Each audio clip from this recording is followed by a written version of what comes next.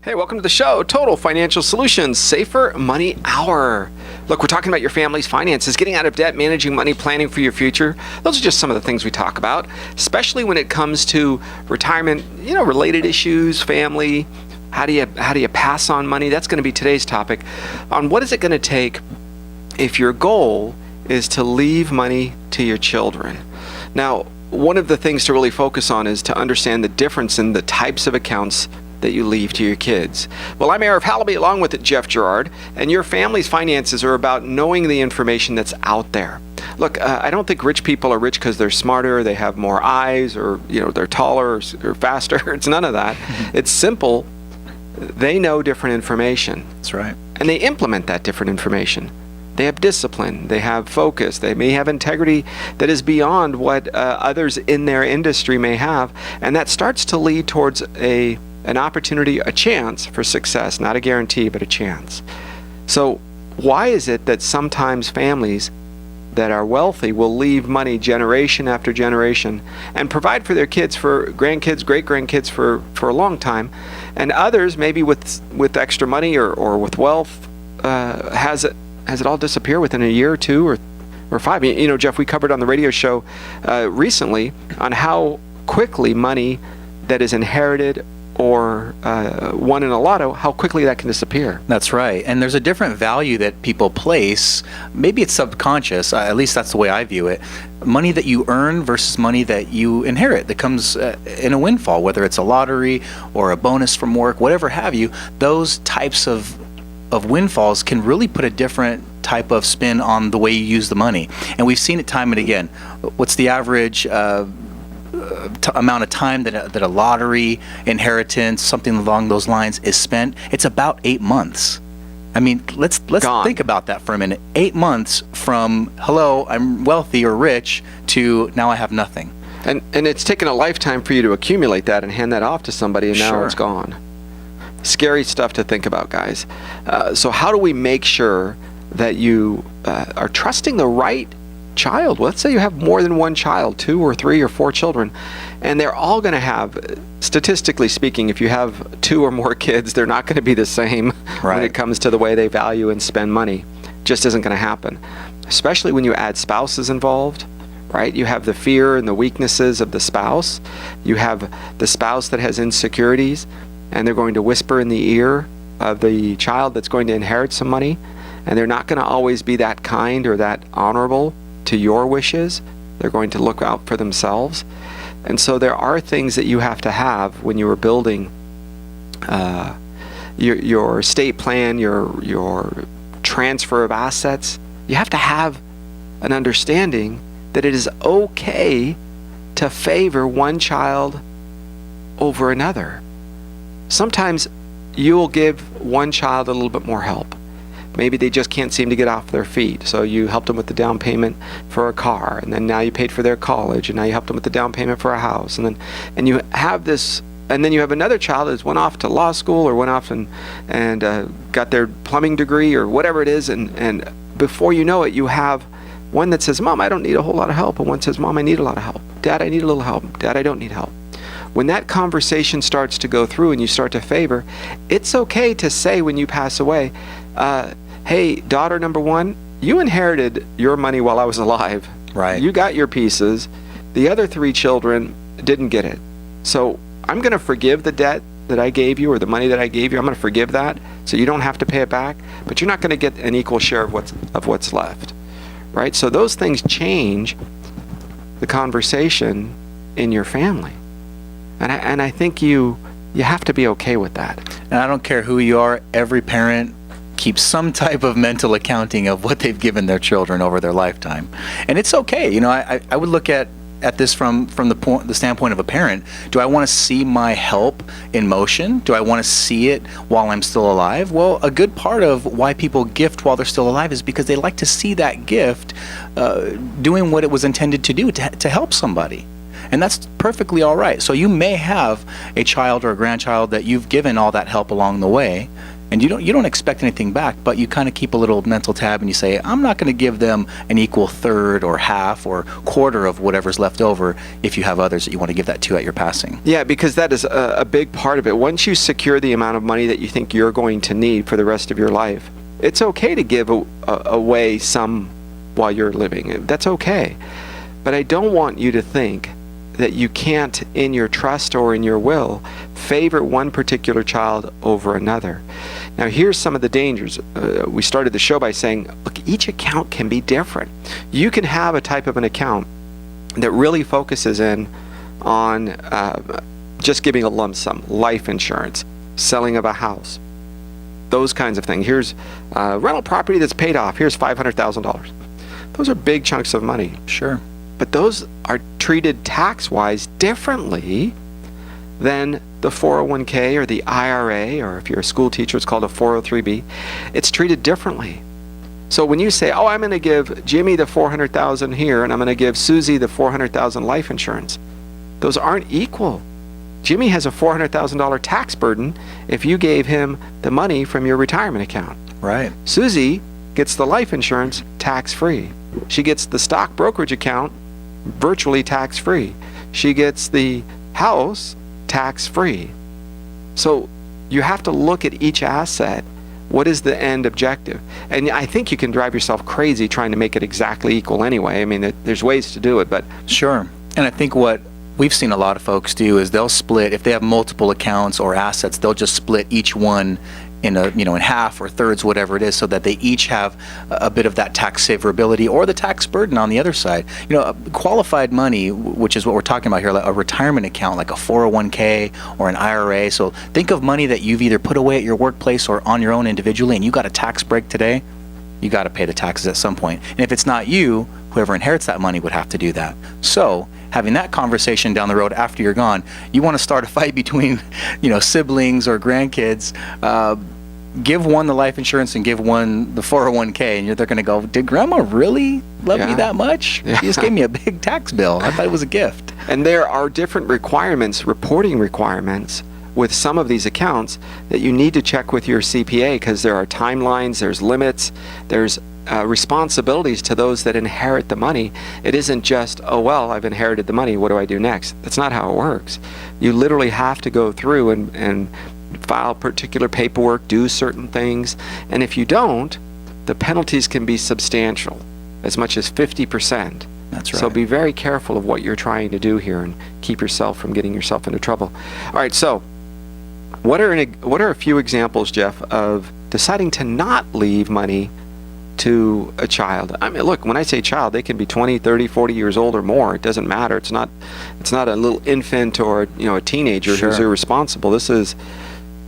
There are things that happen. I was going to say a child doesn't necessarily have to be a minor. There are people that are still not fully mature or able to take care of themselves financially well into their 40s and even 50s, we've seen, and beyond. So we've said this quite a bit. If you want to see someone's character, give them a whole big bunch of money and see what they do with it. Now, chances are, if they were having trouble with $100 or $1,000 or $10,000, whether that was income or money that you've given to them, and they just kind of keep needing more, or the money that they make, even if they get a raise or a better job, just never seems to be enough, that's probably a good indication that a big chunk of dollars is not going to solve that problem. So, how do you do that? Look, part of it is they have all been given money. They've been given funds. And I think until we as human beings learn our lesson, in other words, we go through life and you go, it just always seems to keep happening. And why is it that I thought it was 3,000 and now I'm making 5, and if I'm not making 5 and that's not enough, so it's got to be 7, then I make 7. Look, if you go through life, or you see your children go through life, and as their income increases, so does their expenses, and they're always struggling, they have $810 in their checking account, they're just trying to get by, I think you have to ask yourself, the reason this lesson keeps coming is because you haven't learned it yet. The reason you can't manage 6,000 when you thought you couldn't manage 5 and you only needed a little bit more money is probably because you didn't learn the lesson first. And so you take somebody who doesn't know the lesson, who hasn't figured it out or figured out what's wrong with their financial life, and you add in there a bunch more money, they tend to spiral out of control and exaggerate the problems. Perfect point. One of our clients passed away, had 3 beneficiaries. One of them was our client and did a great job with money, and life was good. Still today, life is good. Another one was a recovering addict. And another one lived out of the county and had a spouse that was just unbelievably greedy, and I think on the nutty side, just not a nice human being. Very evil with some of the things she said. And yet, here you had, when we met with the client and met with the client and the attorney said the same thing we did, which is maybe you should give the drug addict son payments. So he can't just spend all the money his entire life, just go through it all and just spend it all. And maybe you should give the one who has a spouse who's only in it for the money, who thinks it's me, maybe you should give them a certain amount of payments and lock it up so that if she divorces him the next day, it's not her money half or all. Because she would always threaten that, right? Oh, I'm going to divorce. Oh, you better give us money, or I'm leaving your son or your grandkids. Incredible. No kidding. I mean, I'd get calls with her in tears. And yet, you had the other one who was perfectly fine, knew how to manage it, and had discipline, had self-respect, right? And didn't disrespect the mom. And yet, she could not get over the fact that she would make a mistake and consistently go through life favoring one. I can't let one of my kids think I love them more than the other. Right? That's a real fear. Right? Oh, if I go, no, they all get it the same. They'll just get it in different ways that benefit their family. And the attorney went over it, and at the end, she decided not to. One still has most of the money. One has a brand new kitchen and a wife that's, now has left him. And guess what house she's going to get? The one with the brand new backyard and brand new kitchen. Nice. And the third one has spent all of the money, hundreds of thousands of dollars, hundreds and hundreds, and is on the streets. Last seen on the streets of the valley somewhere. So you can accelerate the passing of your child. You can accelerate the injury of your child. You can accelerate the stunting growth of your child by you can hurt them or kill them by not giving them the money in the way that is proper. I mean, I don't know if I can say it any more blunt. A good estate planning attorney will sit down and will help you evaluate each relationship from a third party. Their job is to say, how is this person? Oh, I'll give you another good example. Husband and wife, their kids, right? Their 2 children, son and daughter-in-law. Both are attorneys. They have a couple rental properties. Their kids are in private school. They have money saved. They're good. That's different than the other one who can't seem to always need money, even though the spouse and her are professionals. So they both have degrees. They both have good jobs. Just one doesn't manage the money. Well, and a big part of this is to remember that you have to look at the end result of what this money can do. If you have any hope of this money or whatever you're passing along to your children to enhance their life, you have to really take a hard and fast look at what this potential windfall can do for them. And I love that you're talking, Arif, about having a third party look at it, because look, no matter who we are, just like I said, I don't care what parent you are, there's accounting that goes on in your head, and oh, by the way, your kids, they do the same thing. They know if they had any wind of what you've done financially or help-wise for their siblings, they're going to keep a tally of that. But back to the point of what is going to happen with this money, what can be done with this money, I would almost say, have your kids talk about it ahead of time. What would happen if you were to receive a big lump sum of dollars? What would you do? Oh my gosh, I would open up the business of my dreams. I would, or the other one would say, oh, I go buy a Ferrari, or and then you kind of get a sense of what their value of money is, and especially money that they didn't go out and earn. Then you can get a feel for that. You already know what the answer is deep down inside, and I think behind closed doors, every parent would speak differently of their kids than they would in front of them. But certainly having some type of end result in your mind, that's going to help kind of tailor where you put this money and how you disseminate the funds to your kids. And you can always have a requirement that they attend a class, that they get a certain college degree in business or accounting or finance. There are financial courses out there that will kind of help them manage. There's some great processes to get them prepared to become millionaires when yesterday they didn't even have $400 to their name, right? So you have to be aware. We don't know when we're going to pass. And if you're in the middle of cancer treatment, you're going to be full of, radiation and chemotherapy, and you're scared and all the other stuff, the emotions. That's not the time to do the planning. The planning should be done way in advance when you're sober mind, and I don't mean sober like no tequila. I mean sober mind.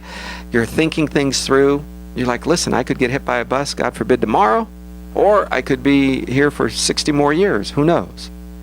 So these things are processes that you happen. Does anybody like to talk about this, especially at the holidays? No. No. Keep yourself from being one of these people. Are you ready? I'm going to start doing this, or I need to meet with after the holidays.